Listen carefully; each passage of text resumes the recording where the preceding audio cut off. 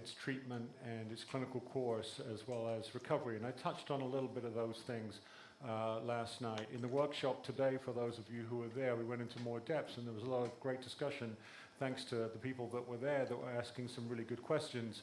I didn't have any good answers, but there were some great questions today in the workshop, so thank you.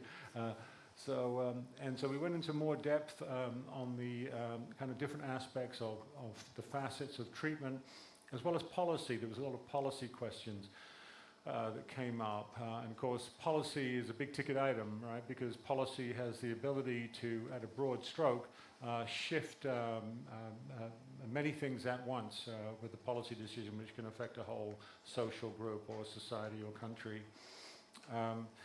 So there were some interesting questions, and tonight I'm going to talk about a little bit about policy, actually, and that's kind of the broad framework for how I'm going to start tonight. I'll be talking about really the shifts that have happened in the last 50 years since the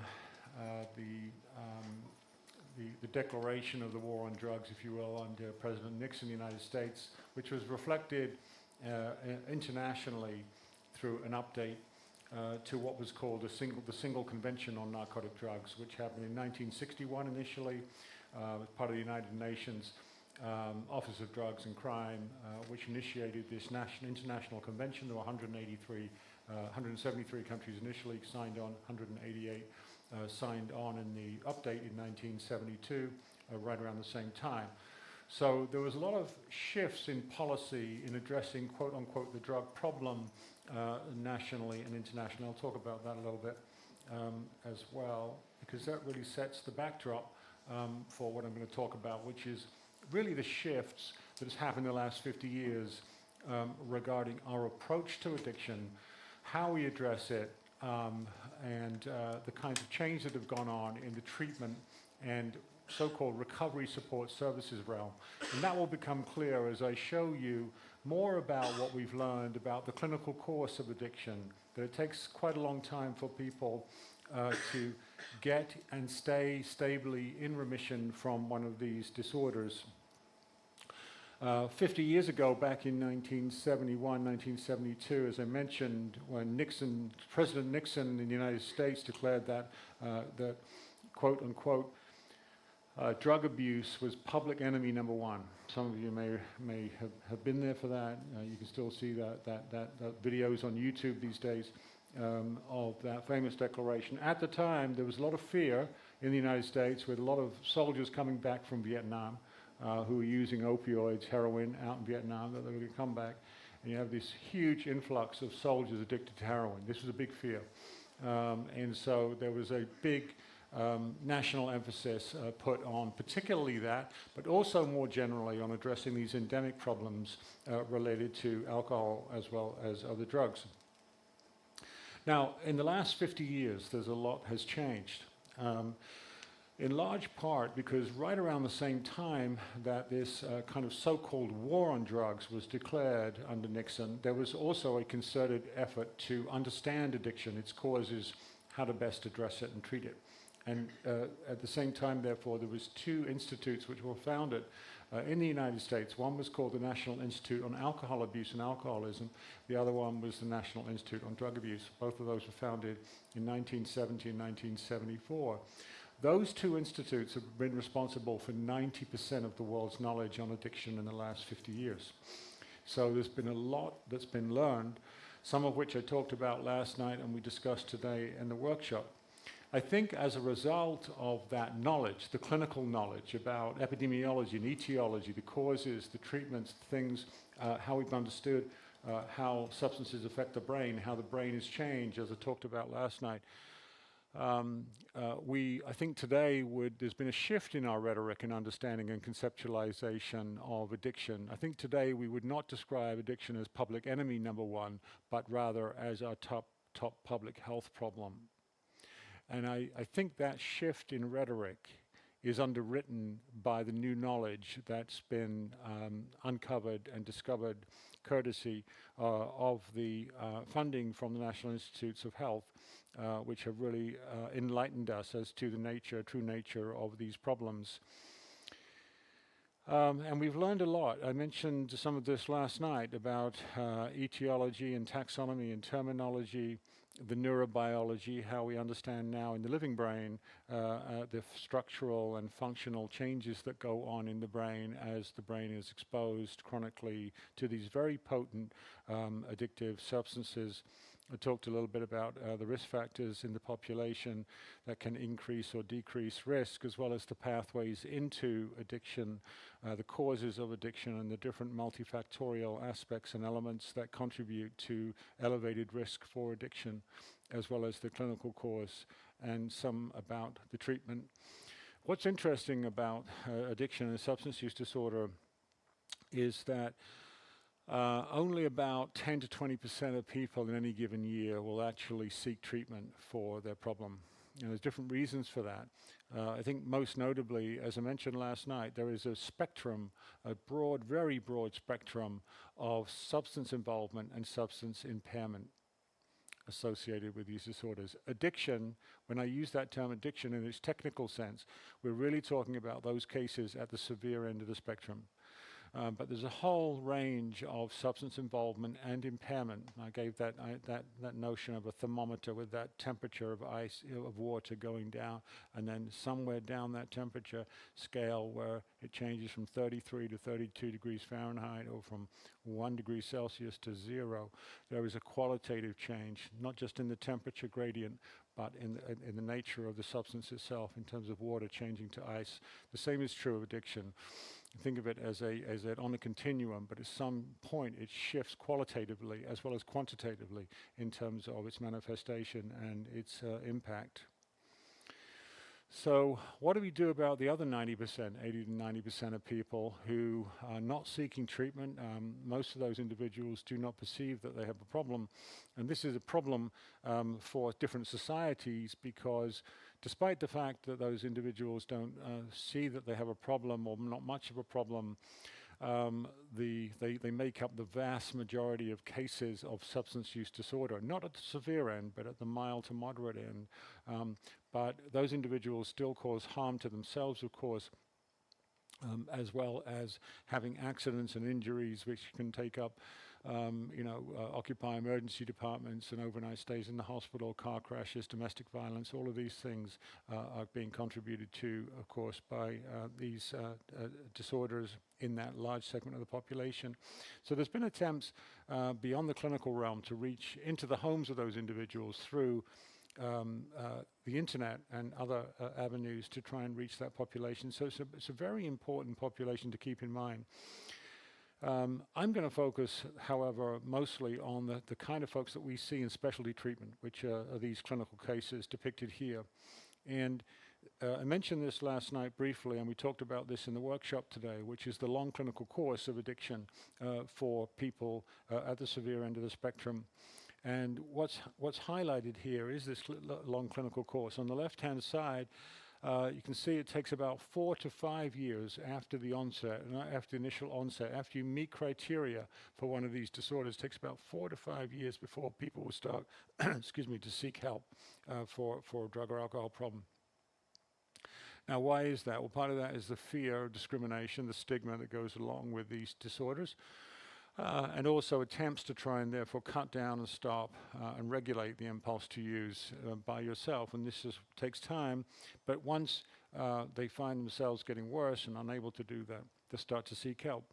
And as you can see in the middle there, it takes about 8 years after people start seeking help, on average, in adult clinical samples, before people get that first year of sustained remission. That's 12 months without any symptoms, hardly any symptoms at all. Typically no symptoms. So to get that 12 months of full sustained remission takes about 8 years in adult clinical samples, and about 4 to 5 treatment episodes on average. So that's quite a long time, right? Before people are able to achieve that first year of remission. But so what's also noteworthy on the right-hand side is that even after people achieve that first year of full sustained remission, that's 12 months typically abstinent, or 12 months sober, you can think of it like that, that it takes another 5 years of continuous remission before the risk of meeting criteria for an alcohol or drug disorder in the following year drops below 15%. Why is 15% significant? Because that's the annual risk in the general population of meeting criteria for one of these disorders in any given year. So, to be no more likely than anybody else out there in the general population to meet criteria for one of these disorders in the following year, if you've already had it, takes 5 years of continuous remission. That's a long time, right, for risk to be elevated. Okay, not only in 8 years to get that first year, but another 5 years before the risk is no greater than anybody else on average in the general population. So we're talking about a disorder or an illness which is susceptible to relapse for many years, even after people have achieved that very important milestone, that first year of full sustained remission. Now the obvious question here is, can we speed this up?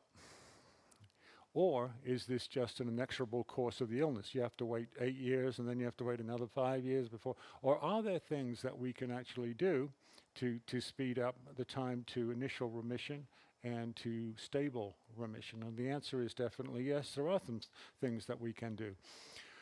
One of the things that we can do is to intervene earlier. Duh, no-brainer, right? Is to intervene earlier. Now, where I think a lot of clinicians lose faith is that they might not see changes right away when they intervene. And this is a study which really highlights this. This is a study done looking retrospectively at large cohorts in the United States. And what they found was that when people who started drinking alcohol or using other drugs early, roughly at the age of about 10 on average, between 10 and 20, if they got some kind of conversation or intervention around their alcohol drug use in the first 9 years, they got into remission 7 years earlier than people who did not get that type of conversation or intervention. So 7 years earlier, that saves a lot of illness, morbidity, heartache, disability, and premature mortality. That 7-year time window difference. And again, as a clinician, you might think, well, you know, when I talk to these kids, they never seem to pay any attention. It doesn't make any difference because we don't see much change at all in the short term. But what happens is you're planting seeds. We're planting seeds that come to fruition. We're destabilizing emerging addiction patterns. We're slowing that locomotive or shifting the course of that locomotive, which is picking up speed during adolescence. So very important to think about planting seeds, to have those conversations earlier rather than later, because it does make a difference in terms of shortening the course to sustained remission. When you think about that 8-year and then a 5-year time window, of course, you think, boy, well, that's a long time. People need some kind of ongoing recovery or disease management, much like we would treat other kinds of chronic illnesses which are susceptible to recurrence, like diabetes or hypertension. Perhaps we should treat addiction like that. And this has been talked about for many decades, that we should be treating addiction more like a chronic illness, where we should be doing kind of quarterly checkups, much like what we would do with other kinds of chronic illnesses. Instead, most of the protocols out there that have been evidence-based, so-called evidence-based clinical treatment protocols, do you know how long they are? 12 weeks. Okay, that's generally how they're tested. You get a treatment manual is generally 12 weeks long. A pharmacological treatment is generally 12 weeks. You take away the treatment and then you follow people up for a year. That's been 90% of the clinical trials conducted in the last 50 years have been just like that. Now, that's all well and good because, you know, I often think about, and I use this metaphor here of a burning building as a crisis.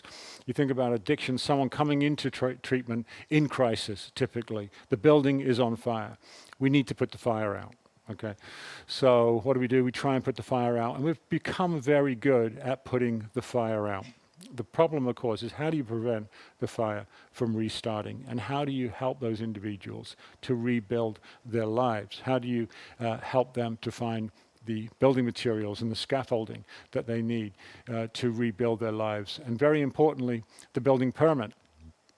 Oftentimes people, because of prior drug convictions, cannot get access to a building permit. So they can't find a job, they can't get back into education, they can't get a loan from a bank because of a prior felony conviction related to their drug use. In many cases, this is just drug possession. And so this is where legislation and policy can come in to help individuals in this sticky situation, which can prevent them from getting the access to the kind of building materials and scaffolding that they need to rebuild their lives and to refit their lives so it can help fireproof against relapse and recurrence. We think about this today as, we use this term recovery capital. This comes from a school called behavioral economics.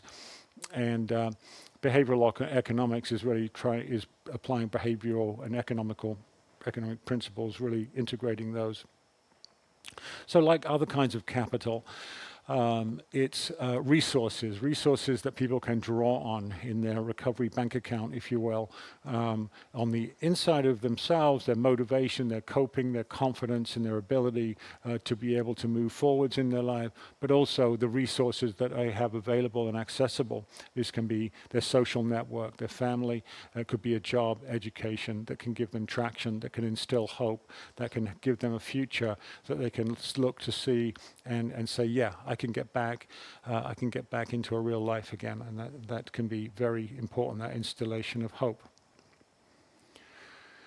One of the reasons why it's so difficult, that 8-year time period before individuals get into initial remission, on average, is because of the impact in the central nervous system that occurs as people are exposed chronically to these very high potency levels of substances. Now, when you take away the substances, of course, there is usually what we call an acute withdrawal period, right? This is where people can get the shakes, they can have sleeplessness, they can actually have life-threatening, can have a heart attack and die, for example, with alcohol withdrawal. It can be very, very uncomfortable, if not life-threatening.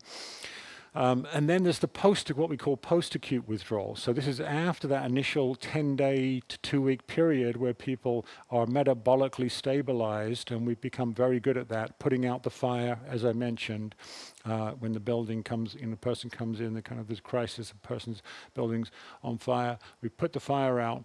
We can stabilize people very well now metabolically, and that's been fantastic. But what do we do then? Okay, so what do we do? And how do we cope with these post-acute withdrawal symptoms? These manifest in two major ways. There is a heightened sensitivity to stress and anxiety. People have a lot of sleeplessness, there's agitation, there's nervousness, as the central nervous system is trying to recalibrate and readjust in these early months and sometimes years for some people early on. The other thing, and this is the double whammy that people face when they're recovering from addiction, is that there is a down-regulation of the reward pathway such that what used to be a fun experience is no longer a normal fun experience. A sunny day, the beach on Paradise Island just doesn't cut it the way it used to. A good book, a good movie, meeting friends, all the things that we enjoy in life, it just doesn't cut it for quite a long time for people when they're in early recovery, in the early months and sometimes years, because the dopamine pathway has been downregulated because it's trying to adapt to these abnormally high levels of reward and reinforcement which come from drugs. And this creates a big problem, that this combination of hypersensitivity to stress, the downregulated reward pathway, and the ability to experience normal levels of reward. Sometimes they call this hedonic deafness or anhedonia, dysphoria that occurs in the early months. It makes it very difficult. If you've known someone early in recovery, they're not the happiest camper going. They're typically trying to cope with these neurophysiological recalibrations and cope with the demands of recovery. There's different models of understanding this. I'm not going to go into detail and bore you with it too much, but the point here is that people become exhausted. Hans Seeley, some of you may know that name from the 1950s. He wrote a book in 1956 called The Stress of Life. And he based this book on animal models where this is where we get the term stress and getting stressed out, which we take for granted today, being stressed out. He actually stressed out animals to the point where animals got sick. And he was studying the effects of how animals respond to stress, including eventually human animals, us. And this is the model that he developed. There was an alarm reaction where the organism is their resources, internal resources, try to respond to the stressor. And there's a period of resistance and then exhaustion. When you stress an animal enough, including a human animal, we get sick and we will die. And this is what he showed. And this became very important. And I liken this actually to, very similar to, you can apply this same model to addiction, is that people often try to stop. And this is one of the hallmarks of addiction, this repeated attempts to control or cut down or stop use unsuccessfully. And as I mentioned, Mark Twain said, quitting is easy. I've done it dozens of times, right? So the question is, how do you stay quit? This is what recovery is all about. But how do you stay stopped? How do you stop yourself from becoming exhausted? Because you can hold on with anything for a little bit.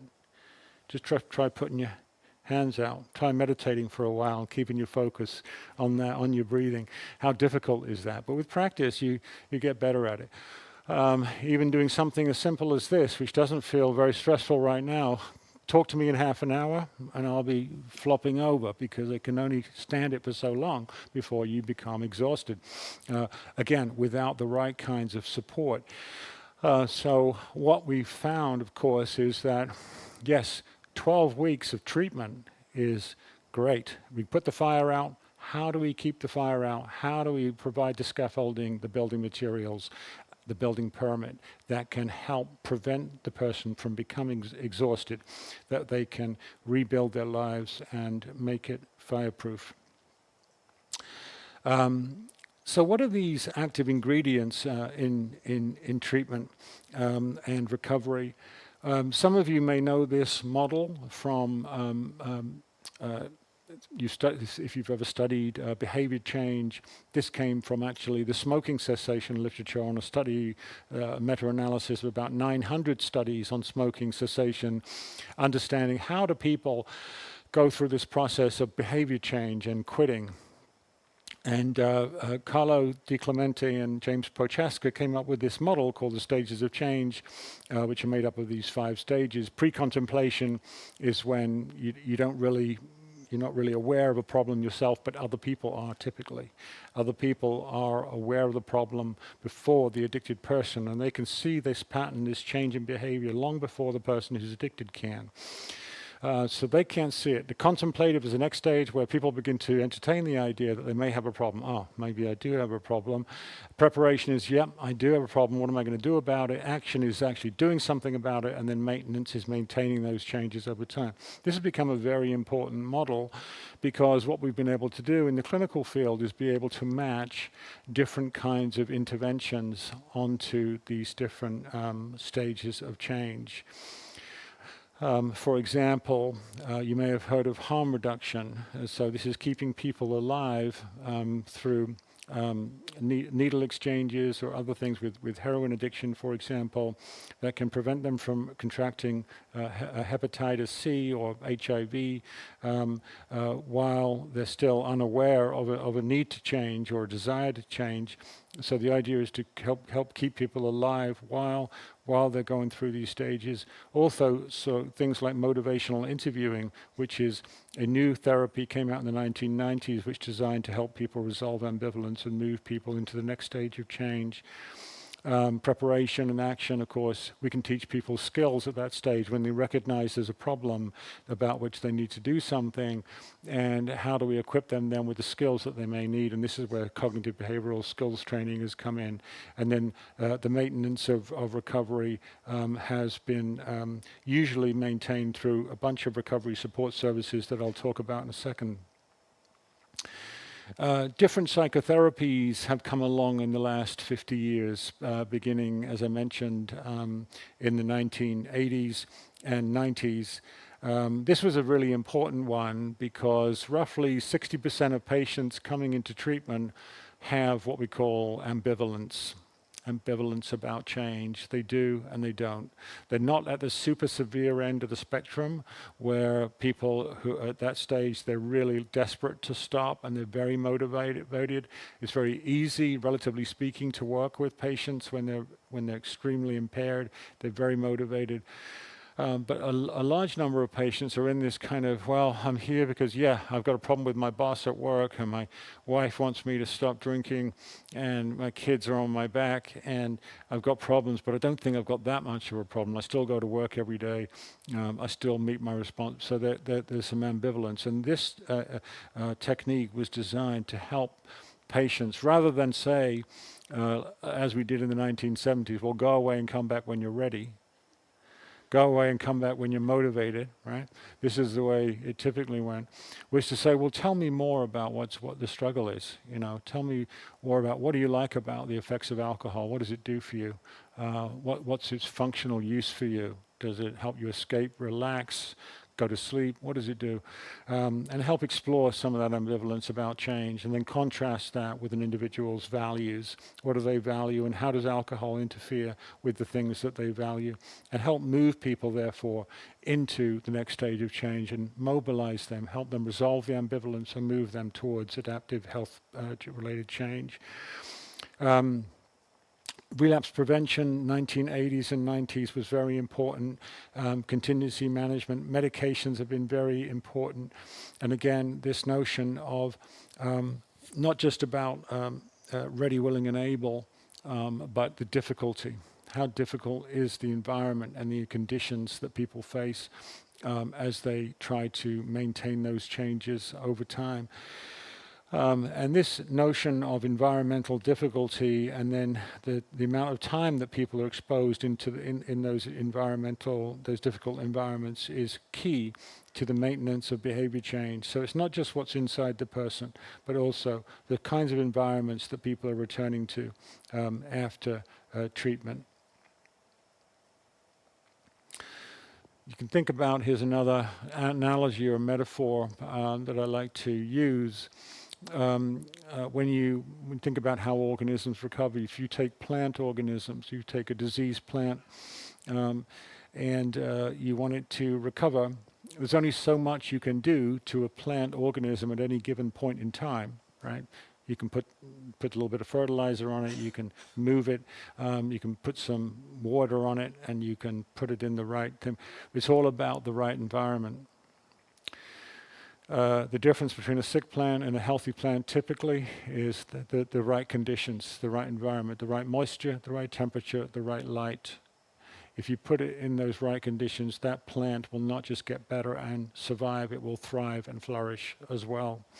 And this notion of photosynthesis is very important in terms of a plant organism being able to recover. I think of recovery similarly as a kind of a psychosynthesis, in that when we place the human organism in the right conditions, over time, that human organism can also heal. What are those right conditions? Well, I've alluded to this.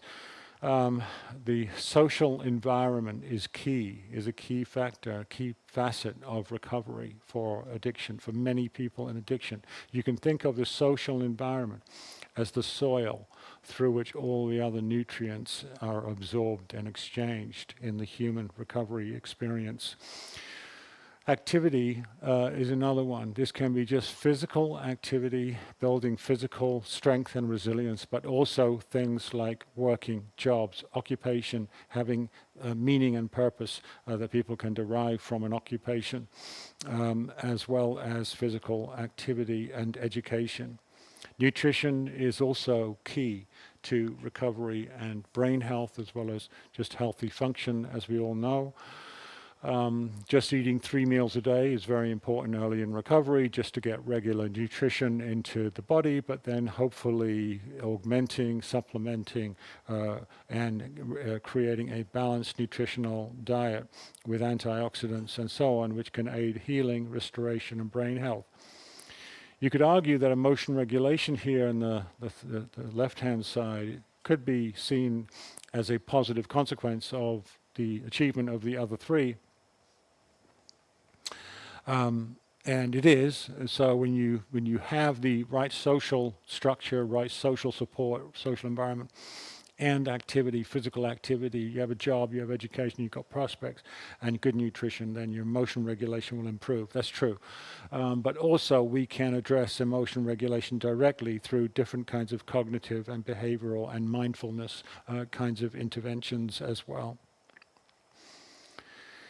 So how do we supply this range of the social activity, nutrition, emotion regulation? How do we get people access to those kinds of ingredients so that they can heal in the right environment under the right conditions? And when those conditions are present, what does it do to the brain? Right? I think we're quite familiar with changing the brain. Cascade neurocircuitry and chemical cascade through medications. We can give people medications that can infiltrate the brain, like nicotine patches and methadone and buprenorphine that can help occupy those receptor sites and mitigate withdrawal, post-acute withdrawal. We're familiar with that, how that can aid healing and stabilization. I think we're less familiar with how our social structures, how things like our friends and jobs and housing actually changes our brain, but it does in a similar way. You can see here again, I showed this I think yesterday night, but the neurocircuitry of the addiction reward, the system that's affected by, the reward pathway is affected by, that's the addiction effects, the reward, memory, motivation, impulse control and judgment, the impulse control and judgment in the prefrontal cortex, and the reward and memory in the limbic system in the deeper part of the brain. All these neurocircuits are affected through addiction, and those circuits need to recalibrate and heal in the post-acute withdrawal phases and in the early recovery phases. Now, what we've learned is something I think quite very important and quite dramatic in my view. This is a big study by Julianne Holt-Lundstedt, which is a meta-analysis. It was an aggregation of over 148 different studies combined, and she was looking at the effect of social connection on longevity, okay, so premature mortality. And what she found was quite striking, was that social isolation and loneliness, those two factors, so feeling lonely and actual physical social isolation, had an impact on premature mortality as big as cigarette smoking. So that is quite something that struck me as being a wow finding. Because you think about, I think we take our social interactions for granted. We don't realize how, not just subjectively feeling better when we confide in our friends and people that care about us, but of course that subjectively helps us feel better. We don't always understand why, but we know it does, instinctively, intuitively. But also it can actually prolong our lives by having those social connections. The Surgeon General a few years back in the United States, for example, called loneliness our biggest public health problem. So, and again, this came to light during, particularly accentuated, became very pointed during COVID. So our social relationships then, just in general, are so key, not just to mental health and functioning, but actually to longevity. And they can offset, these social interactions can offset these detriments, as I mentioned. What's really interesting about addiction, when you compare addiction, substance use disorder and addiction, to other kinds of psychiatric illnesses, if you think about the whole spectrum of anxiety disorders, OCD and PTSD and panic disorder and agoraphobia, and mood disorders like bipolar disorder and major depressive disorder and dysthymia and schizophrenia on the psychosis side, that spectrum of psychiatric illness, you notice something about the recovery in those illnesses. It's not the same as recovery as it is in the substance use disorder, where people tend to want to aggregate in groups. There are myriad now groups of support for people with addiction. And why do those exist? It's because people who have addiction feel the need for this social connection. And there's a reason for that. There's a neurobiological reason, because they experience this phenomenology of the reparative work, the repair work that goes on as a function of this social connection. And the social connection can not only help buffer the anxiety, those two pathways. Remember I said that hypersensitivity to stress, down-regulated reward pathway, bad combination of factors that are apparent. Social reinforcement, social connection offsets. It helps to offset that stress pathway, the heightened anxiety, the fear pathway in the HPA axis, the pituitary adrenal axis, and it can help mitigate, downregulate that, and offset that stress pathway, and also in the reward pathway. So our social connections with each other, and this is why I think there's been such a strong inclination for people with addiction to aggregate, to find support from other individuals who have the same experience, to make bonds, social connections with that, because it upregulates, shown here, it actually upregulates these downregulated reward pathway receptor sites. So these D2 dopamine receptors are upregulated when people are in social groups, social supportive groups. And you see the correlation here between higher social support and greater upregulation of these downregulation dopamine receptors, both in terms of social support and social status. You can think of social status as access to resources and autonomy. Okay, that could be the definition of social status. Can I do what I want, and do I have access to resources? And people who have access to resources and have autonomy, greater autonomy, tend to have a greater likelihood of recovery. And that social status, giving people greater self-determination and self-regulation ability and autonomy by providing them access to resources, the recovery capital, the building permit, the scaffolding, the building materials. What are those things that people need? Well, certainly, as I mentioned, the social network is a key factor for many people. Not for everybody, but for many people. They need and want that social connection with peers with lived experience. Some of the most famous examples of that are things like Alcoholics Anonymous, which has been around since the 1930s. In the 1800s, there was another group called the Washingtonian Movement, very similar to Alcoholics Anonymous, but 100 years earlier, which had the same kind of idea of aggregation, social affiliation with people with that same lived experience that help people into recovery. But you can see here a large number, an array of different kinds of socially based recovery support structures, which are now available, accessible, and largely free of charge in most communities. And many of them are populated by peers with lived experience. There's recovery coaching, recovery residences, recovery community centers, as well as recovery supports in employment settings, as well as things like collegiate recovery programs and recovery high schools. The advantage, of course, of these resources is they are available and accessible, low cost, flexible, enduring. And AA is one big example, Alcoholics Anonymous. We have now begun to clarify. There is a large empirical literature. Alcoholics Anonymous is probably the most studied, one of the most studied interventions in the world for addiction. And we did a systematic review in the Cochrane Library. Some of you may know the Cochrane system is considered to be the gold standard in academic medicine, clinical medicine.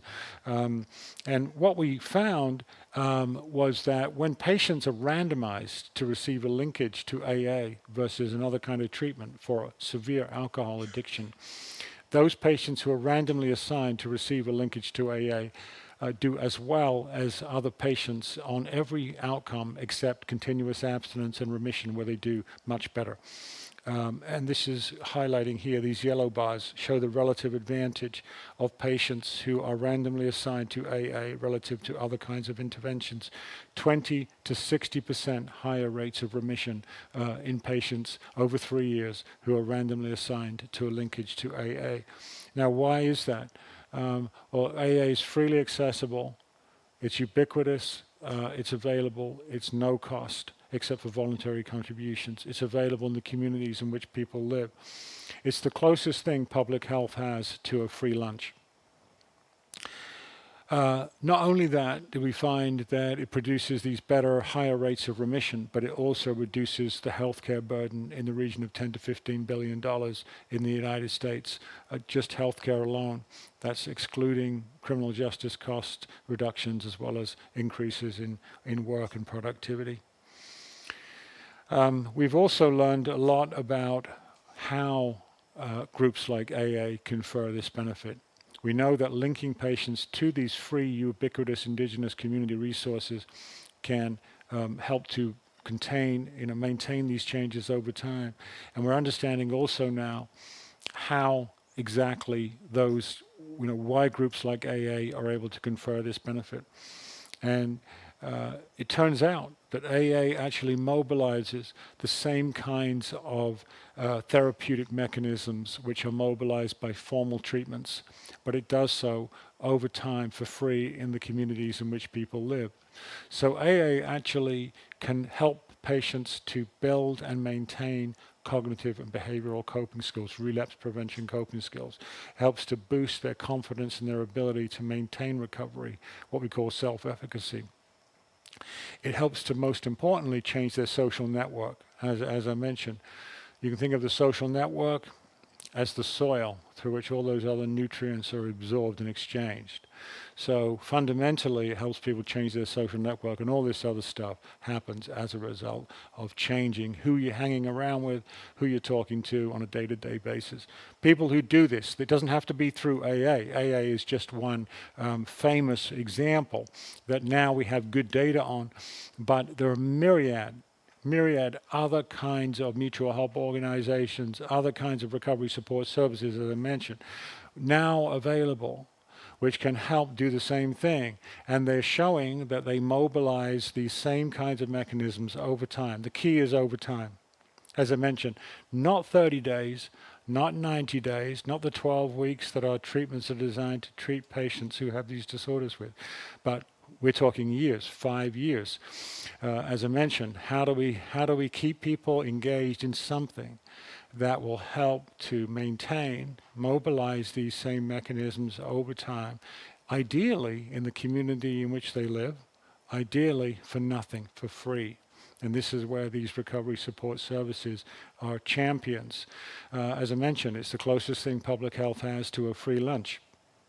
And they're being provided by these free resources. They're run, populated, expanded by people with lived experience. Why? Because those individuals felt like they needed to create something to be able to keep them alive. To keep them alive, to keep them well, to help them lead a life worth living.